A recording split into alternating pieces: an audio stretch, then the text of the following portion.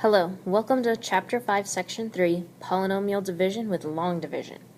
So we've learned adding, subtracting, and multiplying. Now we have to do the division. And it is possible. It's just a process that you have to get used to. And you're actually already used to it. Let's refresh our memory of how to do long division by dividing a large number by a much smaller number. So for instance, 7683 divided by 6. And remember, that's how you set it up. So we're always looking at that first number, right? And we're trying to see how many times does 6 go into 7. Well, 6 goes into 7 one time. Okay, well 1 times 6 is 6. And then we subtract, and we end up with 1. Right? Then you bring down the 6, and then you see how many times 6 goes into 16 instead of the 1. So 6 goes into 16 twice. 2 times 6 is 12. You subtract, and you get 4. Now we bring down the 8. 6 times 8 is 48.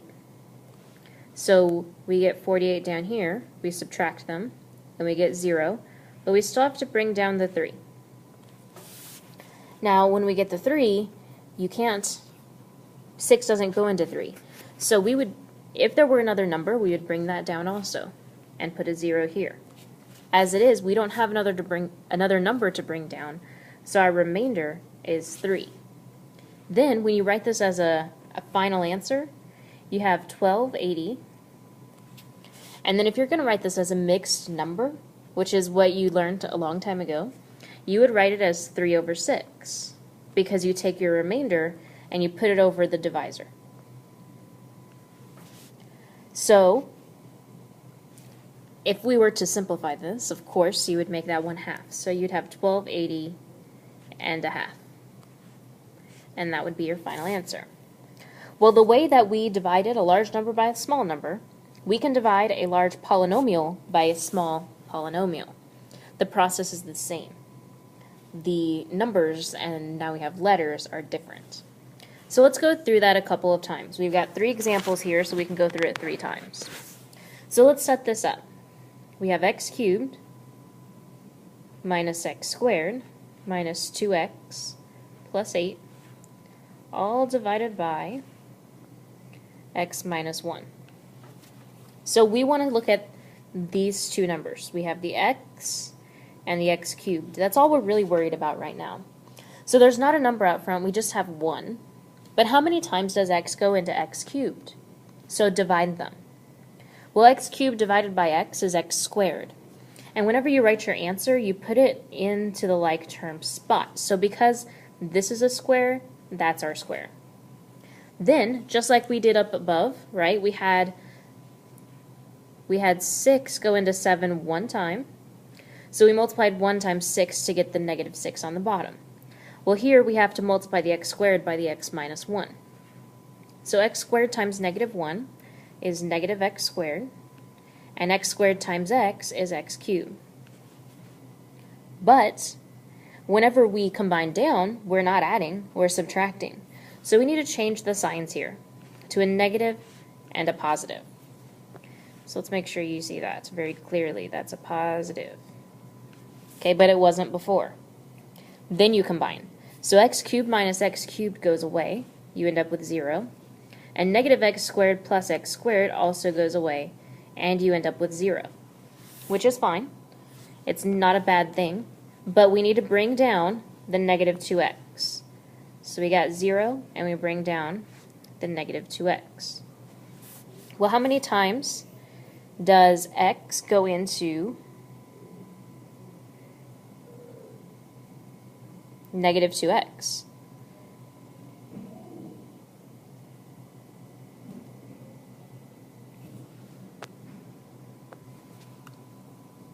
Well, that's a good question, but we also have to realize that this is x minus 1.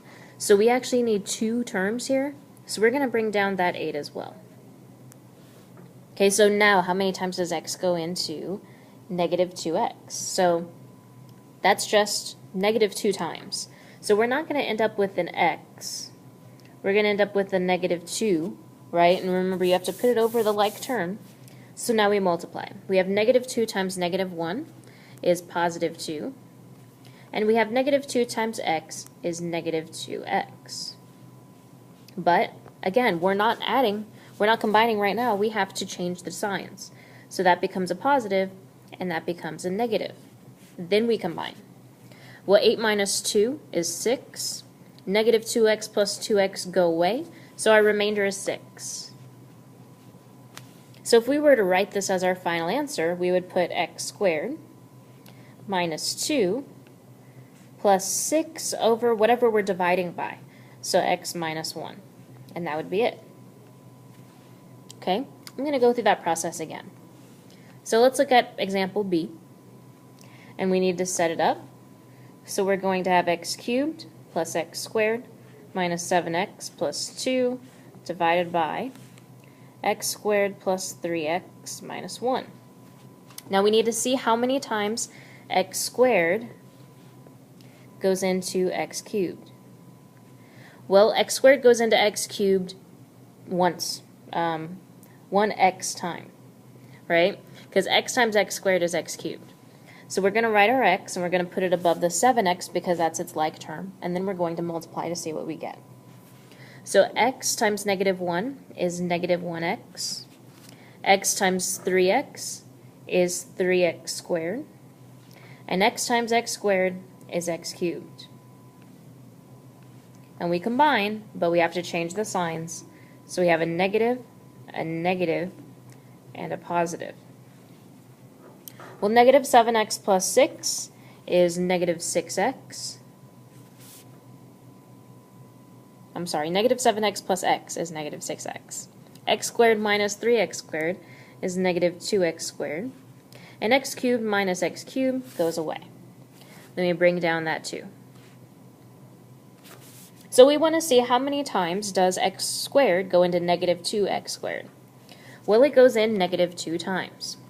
So we have negative 2 here, right? Because the only thing that you have to do to x squared to get negative 2x squared is multiply by negative 2.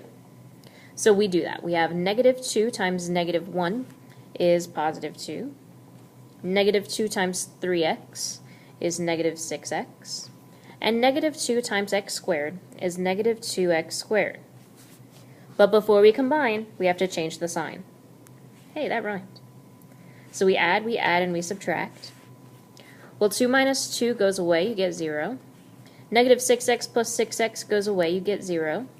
And negative 2x squared plus 2x squared goes away, and you get 0. So your only answer is x minus 2. And you're done. So if you wanted to write your answer to the side, you'd have x minus 2. Let's do that one more time before we end this video. Okay, let's do C. So we have 4x to the fourth plus 5x minus 4. Now notice, in all of these examples, we always have a cube, a square, an x, and a number. It's important that you have a placeholder for all of those.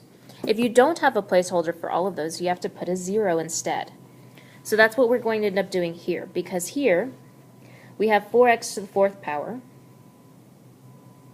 but we're missing our x cubed. So we have 0 x cubes, right? Because there's not one there. We also have 0 x squares, because there's not one there. Then we have 5x and minus 4. And we're dividing that by x squared minus 3x minus 2. So, let's do this. We need to figure out how many times does x squared go into 4x fourth. Well, x squared times x squared is x to the fourth. So we're going to have an x squared. And we have 1x squared here. So 1 times 4 is 4, which means that we have 4x squares. Now we multiply. So 4x squared times negative 2 is negative 8x squared. 4x squared times negative 3x is negative 12x cubed. And 4x squared times x squared is 4x to the fourth. And we combine after we change the sign. So we have negative, a positive, and a positive. Those cancel, and we end up with because we're not adding anything to these things, 12x cubed plus 8x squared. And we bring down the 5x. Now we're looking here. So how many times does x squared, what do we have to multiply x squared by to get 12x cubed? Well, we need an x, and we need a 12 because we have 1x squared. So we have 12x, and we're going to multiply. So we have 12x times negative 2 is negative 24x. 12x times negative 3 is negative 36x squared. And 12x times x squared is 12x cubed. But we can't combine until we change the sign. So we need to subtract, add, and add. Those cancel, and these are getting bigger, which is okay. We end up with 29x, and if you add 8 and 36, you get 44x squared. And we bring down the negative 4. Now we're almost done. Bear with me. Now we need to look at this number right here. How many times does x squared go into 44x squared? Well, the x squareds don't have to multiply by an x to get to them, so we just have to worry about that 44. We have to multiply it by 44 to get 44x squared. And now we multiply everything else. So 44 times negative 2 is negative 88. 44 times negative 3x is negative 132x. And 44 times x squared is 44x squared. And we combine, but we can't combine until we change the sign. So we have to subtract, add, and add. So we end up with 88 minus 4 is 84. We end up with 29 plus 132 is 161x. And then those cancel. So our final answer has a remainder of this, which means that we write our 4x squared plus 12x plus 44 plus our remainder over, so 161x plus 84 over what we divided by, which was x squared minus 3x minus 2. So that's our final answer. And we'll practice this more in class. Have a great day.